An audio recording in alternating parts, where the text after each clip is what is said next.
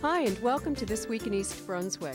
On Sunday, nearly 25,000 people gathered at Bristol-Myers Squibb in Lawrenceville to race for the cure for breast cancer. We'll hear from some of the participants this week. If you've never visited a haunted go-go bar, you'll want to stay tuned for Judith Lebline's interview with local psychic Jane Doherty.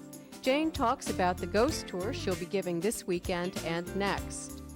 Also this week, a review of the town council meeting held Monday night, an invitation to a crafts fair at the senior center, wedding paraphernalia on Going to the Chapel with Judith and Jim, and a third grader's tour of the Municipal complex with tour guide Mayor Bill Neary. Faster than searching the World Wide Web, more inspiring than a half-calf mocha latte, able to answer any question with insight and detail. This superhero of knowledge can find the answer to any question no matter what the problem. And she works in your neighborhood at your public library. When you need to know, get to know your library. Log on to njlibraries.org.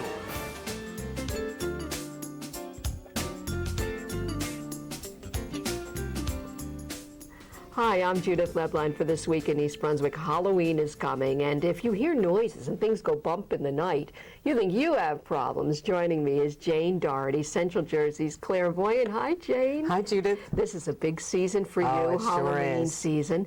And in Central Jersey, for Halloween especially, there are a lot of spirits that are rumbling around.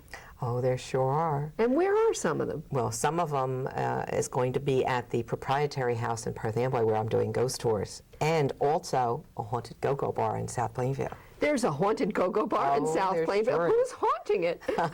Dancers from the past? Well, one is a dancer from the past. Really? And another one is a bootlegger from the 20s and 30s, which can be a gangster. Really? A famous gangster. So first tell us about your appearance in Perth Amboy. When is it? It's going to be this Friday and Saturday and next Friday and Saturday. The tours start at 4 p.m. The last tour is at 9, and they run every hour. And during the tour, what will people experience? Well, they will all experience spirit through me, because what happens is I get near spirit energy and point out where a spirit is. My stomach enlarges like I'm 9 months pregnant. And people will see this throughout the tour. Sometimes I make them touch it so they can feel. And you know that there are spirits there. Oh, yes. Oh, yes. And you have experienced it, as have others. I have experienced it. There's been others. We actually even have a photo of a ghost that was taken. Oh, now you're getting to me. And where else will you be appearing now And with then Halloween? on Sundays, I will be at the Haunted Go-Go Bar in South Plainfield this Sunday and the following Sunday. Forgive me now. Do the ghost appear in costume? No. Sans costume. You can actually see on my website what looks like a ghost or whatever's happening. What we've been getting at the Haunted Go-Go Bar is on the surveillance camera. We've actually been picking up what looks like a ghost. We can't get any explanation for it other than that, because there's nothing wrong with the camera, and it's been repeated episodes. Now, would you recommend these tours for children? I think it's more designed for adults, although I think some children do accompany the adults, so it's fine. But it's designed for adults. And the one at the proprietary house in Perth Amboy, that's by candlelight, so it has a little bit more atmosphere to it. Well, certainly it'll get you into the mood of the season. Oh, yes. But these ghosts at both of these Central Jersey locations are active all the time.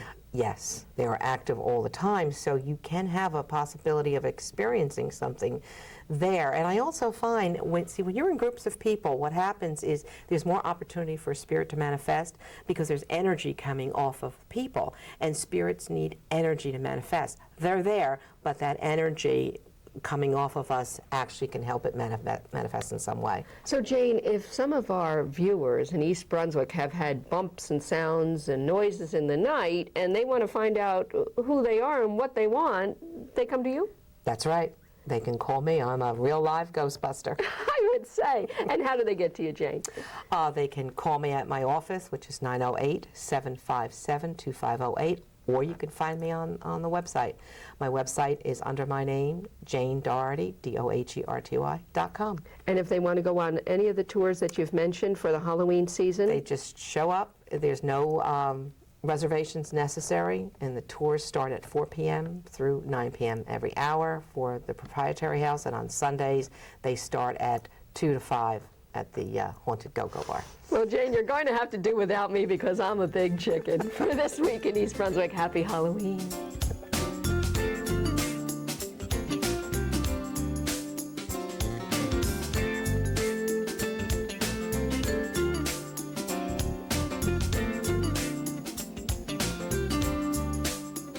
Hi, I'm Lorraine Cachel, Program Coordinator for the East Brunswick Department on Aging, and this is the Voice of Experience. This week, we are highlighting the Senior Center Craft Workshop, Stitch and Sew, and Quilters, as well as the annual Senior Center Craft Fair. This year's craft fair will be in honor of Carolyn Schilling, who passed away today, dedicated for her many years of leadership with the Senior Center Craft Workshop.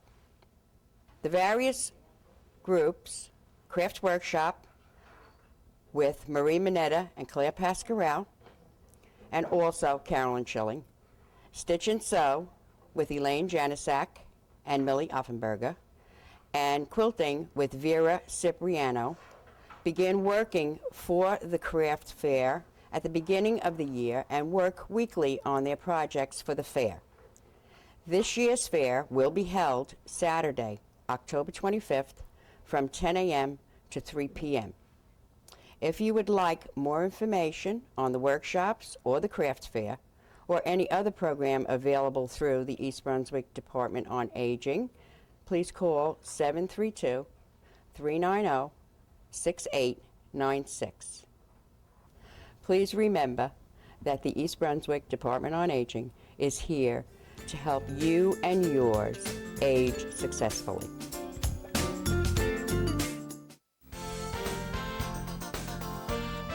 Holiday time is shopping time. When you think shopping, think East Brunswick. East Brunswick means bargains, wheels, and sweet deals. The latest fashions for your family and for you. And your best friend too. Keep your best foot forward on land or on snow. With convenient spots to gas up and go. And great places to have fun. All at prices that won't curl your hair. Whether it's an elegant holiday feast, a quick bite, or an exotic delight. East Brunswick's got it. For gifts that sparkle or put a sparkle in a child's eye. To ring out the old and to ring in the new. For hoop dreams and sweet dreams. The books we want to read, computers that are up to speed. And don't forget the disc.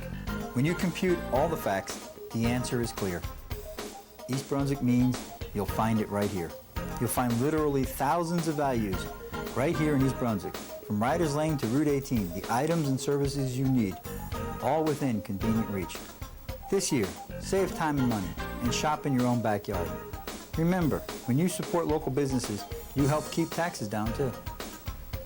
When you think shopping, think East Brunswick. I'm Mayor Bill Neary. Happy and healthy holidays to all. This past Sunday, Bristol-Myers Squibb in Lawrenceville hosted the Susan G. Komen New Jersey Race for the Cure to raise money for the fight against breast cancer.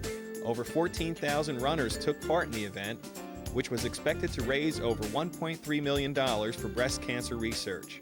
Here's Governor James McGreevey. This year, the state has spent $56 million in the battle against cancer. Obviously, we are making great strides every year in oncological research. I'd also like to thank Bristol-Myers for hosting this great event. Do a tremendous job to Nancy for her leadership, but most importantly to you. As Nancy well understands, as the dear lady Fred and J. Rocky understand, it's what we do for ourselves in the battle against breast cancer. It's early detection, it's an investment in research, and it's promoting good health and accountability. So again, I'd like to thank Nancy for a round of applause. She's the human dynamo. The tornado that you see went through this property. And again, thank you for all of you for participating in the Race for the Cure. Thank you. The New Jersey Race for the Cure. This is the 10th year that the race has been held here in New Jersey. It's the 5th year that we at Bristol-Myers Squibb have sponsored the race. And the race itself was actually an offshoot of the National Race for the Cure. The Komen Foundation every year holds a National Race for the Cure in Washington, D.C. They hold a number of races in various states around the country. And here they hooked up with the Breast Cancer Resource Center of the YWCA in Princeton. The two of them together worked to organize the Race for the Cure in New Jersey. And we've been involved for 10 years at Bristol-Myers Squibb, and 5 years ago began to host the race here at our site in Lawrenceville, which is our pharmaceutical headquarters worldwide, and just are honored to be a part of the race here in the Lawrenceville community. I help co-chair teams. Teams are an enormous part of the race. They basically comprise about 8,600 or 8,800 people that come to the race, and basically my job is to try and get teams to participate because teams are so important. On race days, getting the team packets out to the team captains and basically making sure everything runs smoothly. Doctors for the Cure is a program that we started about 6 years ago. We had heard about another state doing the same thing, and we thought it was a good idea, a way to further raise revenue. And we contacted many of our treating doctors, and they contribute $250 at least to become a doctor for the cure. And we have a large prominent sign here at the race that indicates that they're supporting their breast cancer patients. And of course, every year we try to get the number bigger. And you know, we started out with I think about 20, and now this year we have 41. So we're making some progress. Why do you think it's important that the doctors get involved with this? Well, most of the breast cancer patients really look to their doctors for support, and not just for treatment, but like to see a sign that they're in their corner. And this is some way. I see women all the time coming up and looking at our sign and looking for their treating doctors. There becomes a great bond between a woman who's undergoing breast cancer treatment and her physician, especially her oncologist. And why do you think it's important that your organization is involved with this day?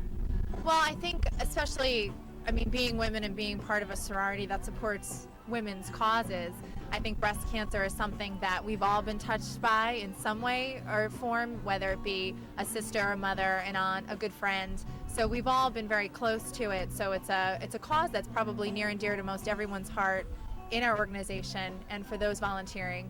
And it's an important cause, and it's an important day that we get involved here because, like Teresa was saying, it's a celebration of life for those that have survived, and it's a celebration of the memory for those that we've lost, but we'd like to continue honoring. And, that's just something that you never lose the motivation and your spirit for supporting those people, whether they're here or they're not. So that's why we feel it's important to come out for the cause. The reason we did it today is one of my friend's mother died of breast cancer, so I'm walking in memory of her. And your sorority. And also at school, my sorority, Zeta Alpha, so it was our national philanthropy. So that's why we started doing it. And I have, at my school, I'm a teacher. 2 of the teachers had breast cancer, and they're both survivors, and I'm very proud of them.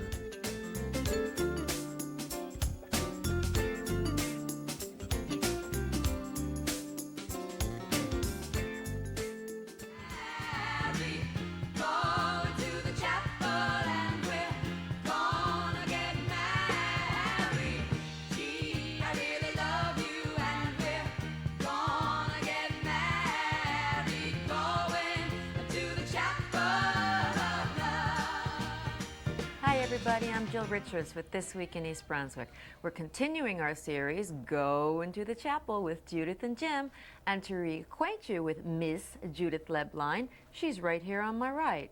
She is planning her wedding nuptials December 27th, and you all know her from a host of EBTV and also a WCTC radio personality. She's agreed to let us kind of tag along and check out what it takes to put a wedding together these days. Our guest today and our guest last week, who some of you may have already met, is Patty Petrillo. She's working with Judith as her wedding planner, and she also has a whole new, exciting, different side to your business. Patty, what's that about? Hi, it's bridal merchandise and accessories. Basically, I carry everything from invitations to unity candles, guest books, flower girl baskets, any accessory the bride would need, really, is what I carry. Well, what are the benefits of the bride to go through you?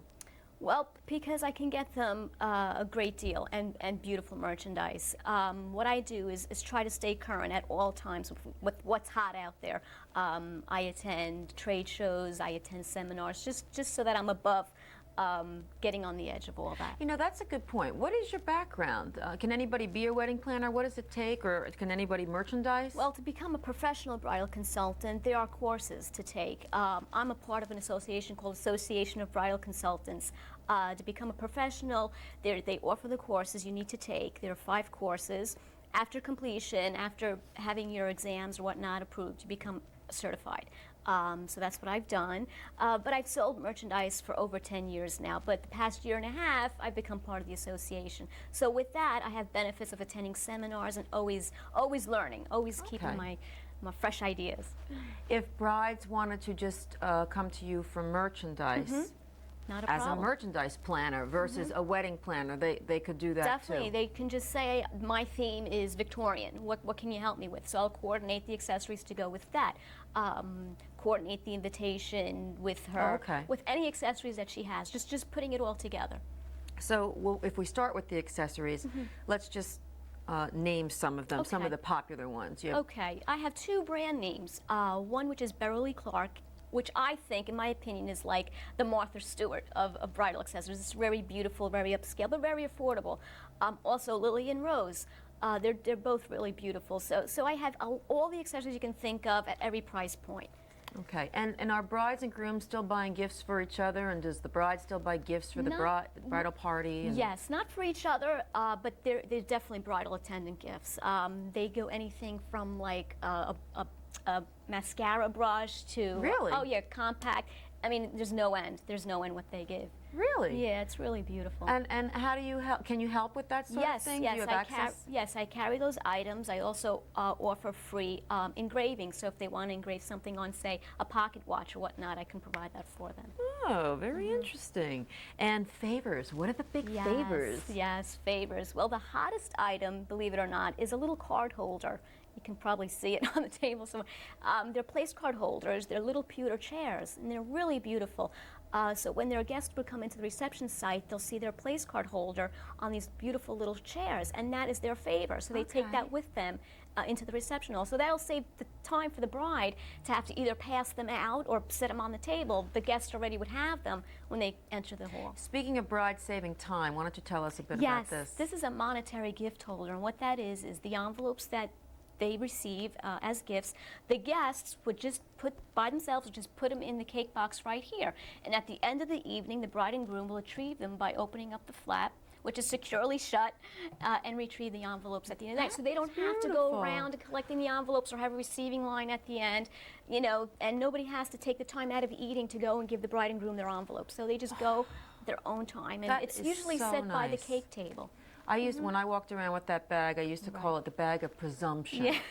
Going from table to table with the bag, just assuming. Exactly. It's kind of awkward for them. It really is. It was for me. That's why I done away with that. It's very awkward. Any other hot items? Another hot item is bottle toppers. They are favors, and they come in crystal or metal, beautiful shapes and designs. There's a crystal heart. What I do is I get a clear label and I wrap it around the bottom of the bottle stopper of the bride and groom's name and the date of the wedding. They're beautiful, absolutely beautiful. Just tell me a little bit, too, about your emergency kit. You said... Yes. professional bridal consultants are always equipped with an emergency kit. Anything from a hammer to crazy glue to Tylenol to smelling salts, whatever you can think of is in that kit. So in case there is an emergency, we're prepared to deal with it. What's your biggest piece of advice that you would give? Because we are wrapping up these two segments that we've done with you. You are a wedding planner. Yes. And pretty much your point is that you save time and you save money for Right. brides as a wedding planner. Definitely. What's your biggest asset, do you think, when you sell the merchandise to? Well, what I like to really talk to them about is just the meaning behind it all. You know, you're doing it, you're getting married, it's becoming one. That's what it's all about. All this accessories, it's beautiful, but just focus on the true meaning of it, and they will have a wonderful time if they just do that. There's a little mothering in there. Yes. Okay, I try to keep them down to earth as much as possible. Well, you know, I'm sure that's very, very helpful. Yeah. Well, okay, how do lucky brides find you, or brides or bridesmaids or moms or future mother-in-laws find you for both of your businesses? They can contact me. My phone number is 732-821-7225, or they can email me at thewishingwell@comcast.net. Very good. Patty, thanks so much for your help. I'm sure you're helping Judith tremendously, Yeah, we're and having a great time. I'm sure you helped a lot of our viewers too. I'm Jill Richards with This Week in East Brunswick. Make sure you check in next time for Going to the Chapel with Judith and Jim. See ya. At Monday night's Town Council meeting, Mayor Neary clarified the authorization of professional services for the redevelopment study on Route 18, Tice's Lane, and Old Bridge Turnpike. This is authorizing some professional guidance and assistance with an attorney who has expertise and knowledge in working in something as complicated as a redevelopment process. So we'd like to bring this person on board to get us started in the process. Okay, this resolution will be just authorizing the funding for the remainder of this year, which is $5,000. Right. Councilwoman Yeah, Calvert. before we go forward, if we can have a little bit of discussion. I was reading in the newspaper an article that you had mentioned about this development, and some residents asked some questions. We have a lease, according to what I read in the paper, and I went back in my notes and checked, that ends in actually November 14th of 2008. How will that be affected by this development? Well, Because based on the proposal from the attorney, it looks like it's going to be something within the next year. Well, that's the interesting part about a redevelopment. It will be who's ever going to want to do this project and fits according to what the township is looking for is going to have to answer those questions about whether the lease stays until 2008, or they buy out the lease, or they provide additional lease for the companies that are in there. It's all going to be up to how this whole redevelopment thing is structured. That's why there's a lot of technical information.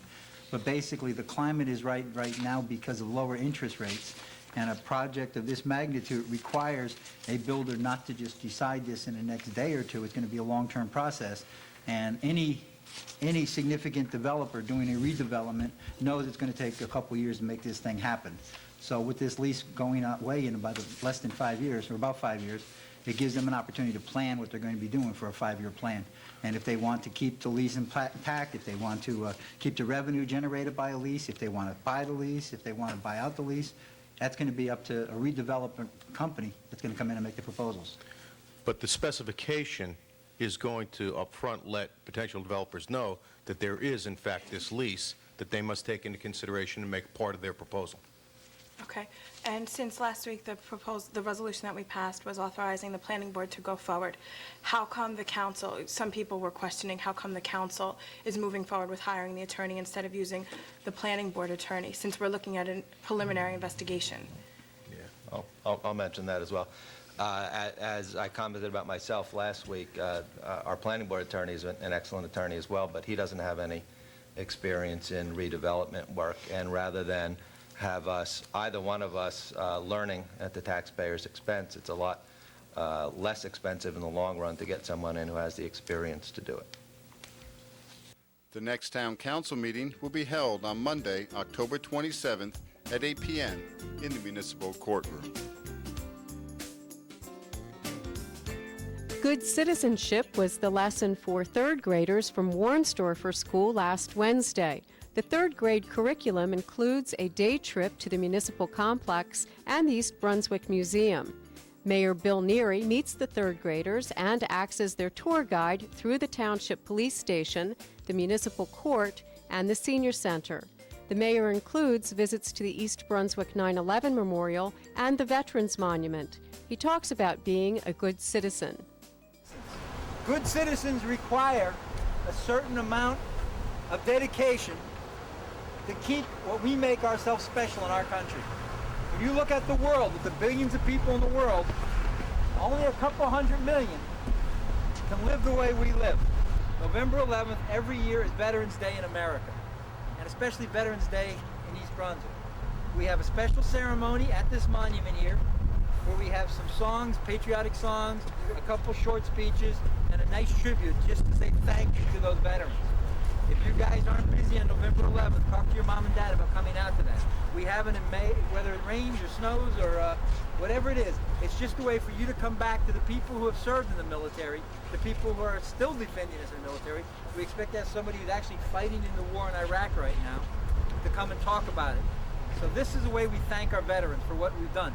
So by their veterans, by their actions and their dedication, they make it possible for us to volunteer and possible to vote for who we want. And it's all a key part of why we think America is the best country on earth. This Wednesday, Tiger Cub Pack 223 toured the EBTV studio with Scoutmaster Tom Wolverton. We'll close with the pack. Thanks for watching. Happy